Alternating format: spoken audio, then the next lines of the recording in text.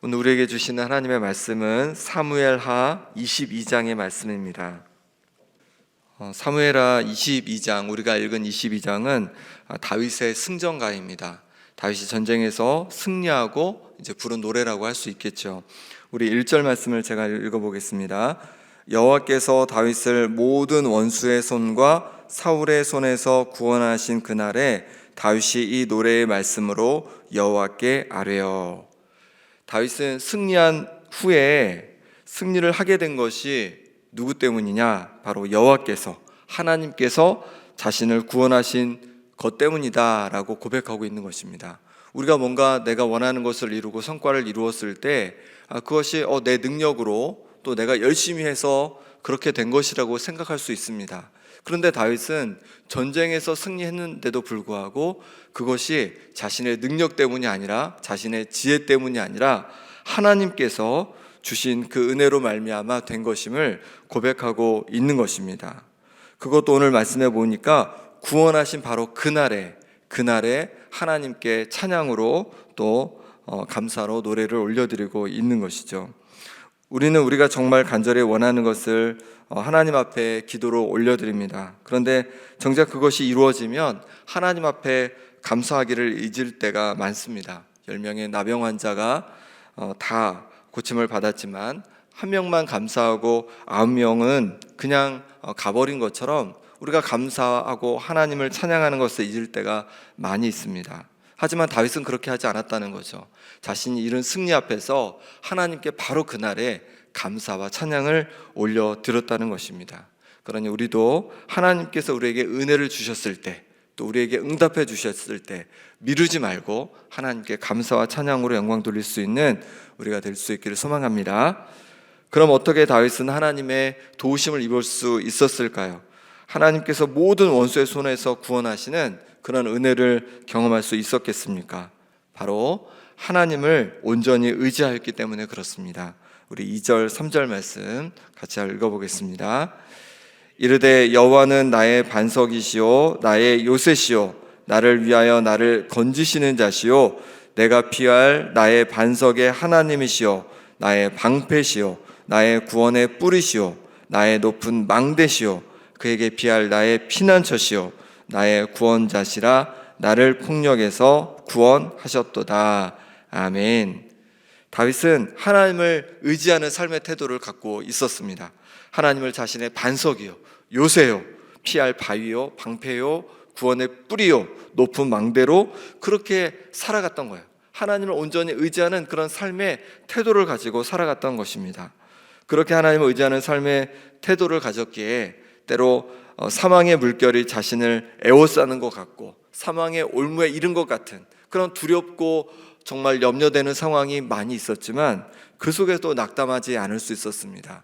하나님을 의지하고 하나님을 바라보았기 때문입니다. 우리도 그렇습니다. 우리 인생에 여러 어려움이 힘든 일이 닥칠 때가 있습니다. 하지만 우리는 그 속에서도 낙심하지 않을 줄 믿습니다.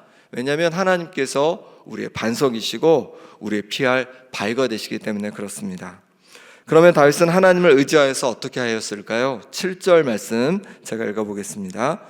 내가 환난 중에서 여호와께 아뢰며 나의 하나님께 아뢰었더니 그가 그의 성전에서 내 소리를 들으시며 나의 부르짖음이 그의 귀에 들렸도다. 아멘.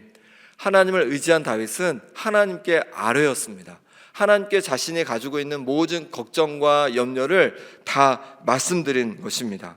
그렇게 말씀드릴 때 하나님께서 다윗의 소리를 들으셨다, 자신의 소리를 들으셨다, 이렇게 고백하고 있는 것입니다. 그렇습니다. 하나님을 의지하며 사는 인생은 어떤 인생이냐면 인생의 문제 앞에서, 인생의 어려움 앞에서 그냥 있는 것이 아니라 하나님께 아뢰는 것입니다. 하나님께 말씀드리는 것입니다. 그럴 때 하나님께서 우리를 도와주실 줄 믿습니다. 물론 우리가 하나님께 말씀드리지 않아도 하나님은 우리가 가진 그 어려움과 힘듦을 다 알고 계십니다. 그럼에도 불구하고 우리가 하나님께 아뢰지 않는다면 하나님께서는 우리의 기도에 응답하실 수 없습니다. 왜냐하면 하나님은 우리가 하나님을 의지하는지 의지하지 않는지 그것을 보고 싶어 하시기 때문에 그렇습니다. 우리가 하나님을 의지하며 하나님께 우리의 모든 어려움과 힘듦을 내어드릴 때 그때 하나님께서 우리를 도와주실 줄 믿습니다. 그러니 하나님 앞에 구하는 것입니다. 우리 인생에 때로 어려움이 있을 때, 또 두려움이 있을 때 그때 낙심하는 것이 아니라 하나님을 의지하여서 하나님께 기도하는 것입니다. 그러면 하나님께서 우리 기도에 응답하시고 우리의 길을 인도해 주실 줄 믿습니다. 다윗이 구원의 은혜를 경험한 두 번째 이유는 무엇이냐면 그의 삶이 하나님의 기쁨이 되었기 때문에 그렇습니다. 20절, 23절 말씀을 같이 읽어보겠습니다. 20절에서 23절까지입니다. 나를 또 넓은 곳으로 인도하시고 나를 기뻐하심으로 구원하셨도다. 여호와께서 내 공의를 따라 상 주시며 내 손의 깨끗함을 따라 갚으셨으니 이는 내가 여호와의 도를 지키고 악을 행함으로 내 하나님을 떠나지 아니하였으며 그의 모든 법도를 내 앞에 두고 그의 규례를 버리지 아니하였음이로다. 아멘. 다윗은 하나님께서 자신을 기뻐하심으로 구원하셨다라고 이렇게 고백하면서 자신의 공의를 따라 상 주시며 자신의 손의 깨끗함을 따라 갚아주셨다라고 이렇게 고백하고 있는 것입니다. 다윗은 여호와의 도를, 하나님의 도를 지키고 또 악을 행함으로 하나님을 떠나는 그런 일을 행하지 않았습니다. 하나님의 모든 법도를 그 앞에 두고 그의 규례를 버리지 않았습니다. 하나님의 말씀을 늘 가까이 하고 하나님 말씀대로 그냥 가까이 하는 것뿐만 아니라 그 말씀대로 살려고 애쓰고 노력했습니다. 그렇게 하나님께서 기뻐하신 삶으로 살려고 애쓰고 노력하며 나아갔을 때 하나님께서 그의 기도에 응답하시고 그와 함께 하셨다 이렇게 고백하고 있는 것입니다.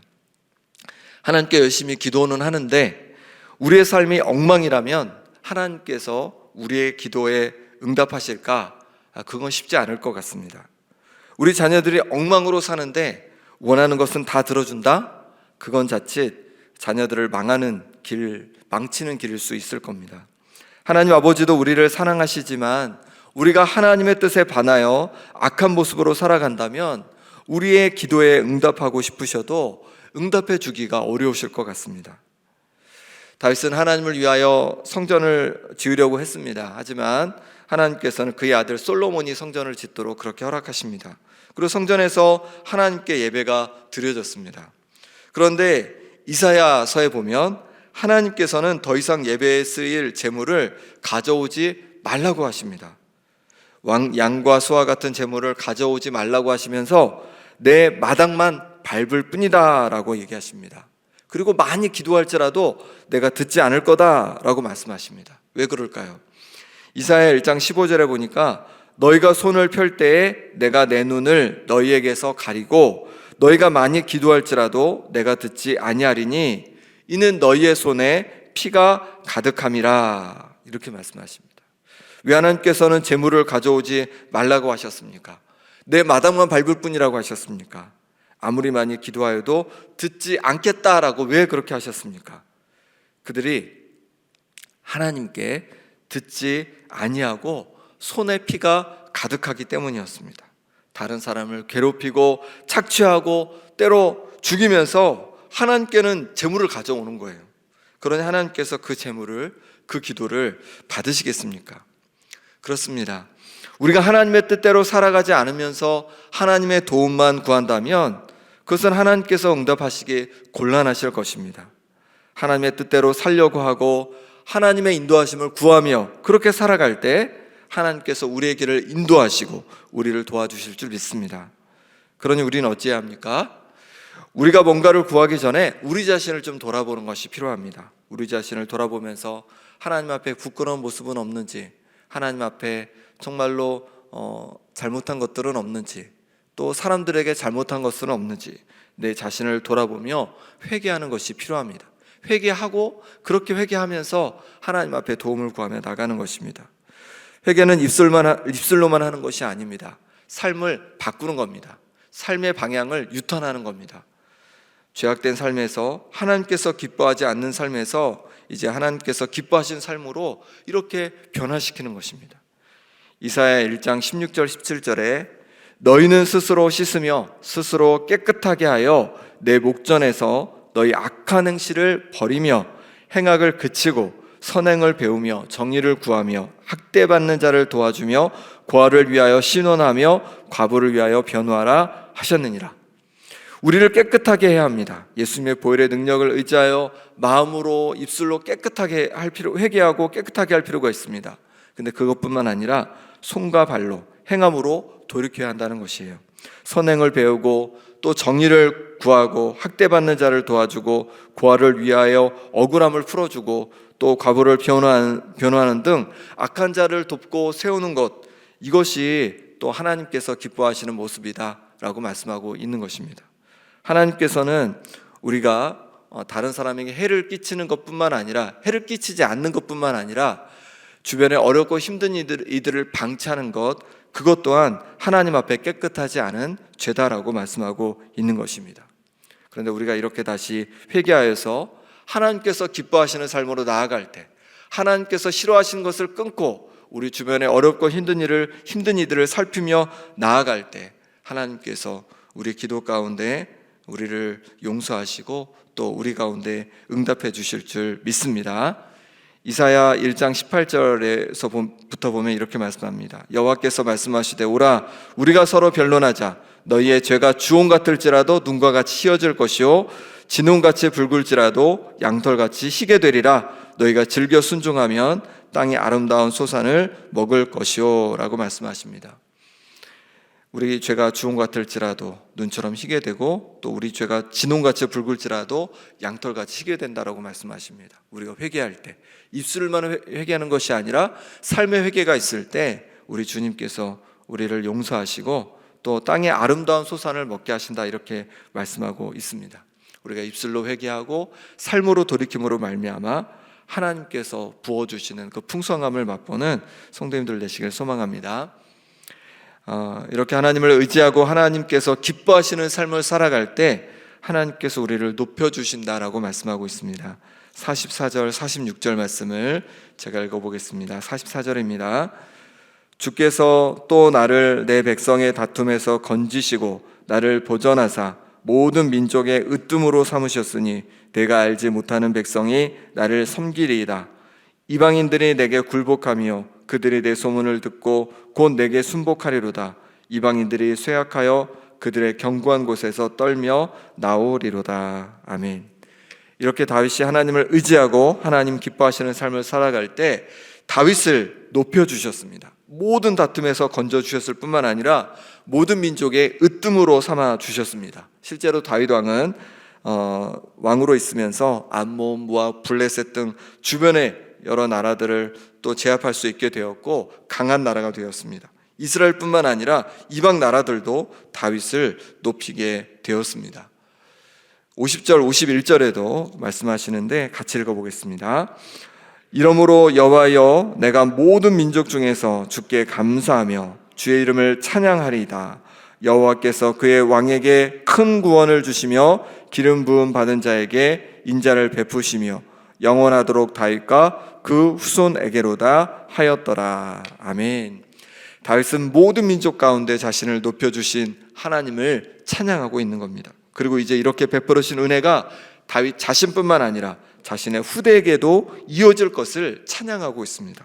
그렇습니다. 우리가 하나님을 의지하고 하나님 기뻐하시는 삶을 살아갈 때 하나님께서 우리를 높여주실 뿐만 아니라 우리 자손들도 높여주심을 경험하게 될 줄 믿습니다. 하나님을 더욱 의지하고 하나님 기뻐하시는 삶으로 나아가는 우리 성도님들 되시길 소망합니다. 함께 기도하겠습니다.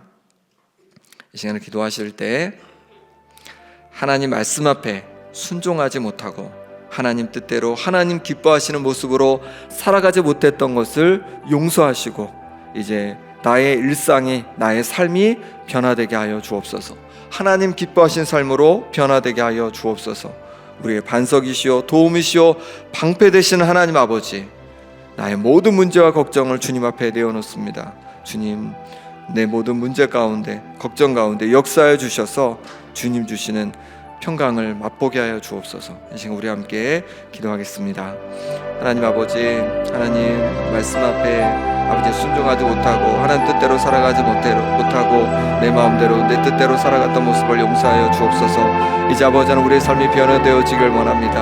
하나님 말씀에 순종하는 삶이 되어지길 원합니다. 아버지 하나님 앞에 정결하고 깨끗한 삶으로 나아가게 도와주시고 아버지 하나님 이 땅에서 우리 주변에 있는 정말로 힘들고 어려워하는 이들을 아버지 외면하지 않는 그들을 돌볼 수 있는 마음을 허락하여 주시고 하나님께서 주시는 은혜 속에 살아가게 하여 주옵소서. 나의 반석이시오 도움되시고 방패되신 하나님 아버지를 온전히 이 시간 의지하며 나아갑니다. 우리의 모든 문제와 걱정을 주님 앞에 내어놓사오니 하나님 이 모든 문제와 걱정으로부터 하나님 평강을 허락하여 주시옵소서. 하나님 아버지 하나님 말씀 앞에 더욱 힘내어 아버지 하나님 순종하며 나아가게 도와주시고 또 하나님을 온전히 의지하며 나아가게 도와주셔서 또 우리와 또 우리 자녀들이 정말로 하나님께서 눕혀주시는 아버지의 그 은혜를 맛보고 경험케 하여 주시옵소서. 하나님을 온전히 붙듭니다. 하나님을 온전히 의지합니다. 하나님 우리의 견고한 반석이 되어 주옵소서. 하나님 온전히 의지합니다. 하나님 역사하여 주시옵소서. 하나님 아버지 주옵소서.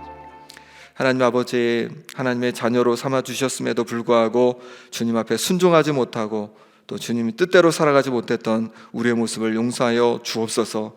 이제 우리 삶을 변화시키기 원합니다. 하나님 기뻐하시는 삶으로 돌이키기를 원합니다. 우리에게 힘을 주시고 우리 가운데 은혜를 더하여 주시옵소서. 우리의 반석이시고 도움되시고 방패되신 하나님 아버지 주님 앞에 우리의 모든 염려와 걱정을 내려놓습니다. 주님 도와주셔서 우리 모든 문제와 걱정 앞에 하나님께서 부어주시는 평강을 맛보게 하여 주옵소서. 주님을 의지하는 우리의 인생 되어지길 원하고 또 우리 자녀들이 주님을 온전히 의지하는 인생 되어지길 원합니다. 아버지 하나님 주님을 반석 삼고 도움 삼고 살아감으로 말미암아 주님께서 아버지 하나님 높여주시고 주님께서 우리 삶에 정말로 역사하시는 놀라운 은혜들을 날마다 맛보게 하여 주시옵소서. 예수 그리스도의 이름으로 기도하옵나이다. 아멘.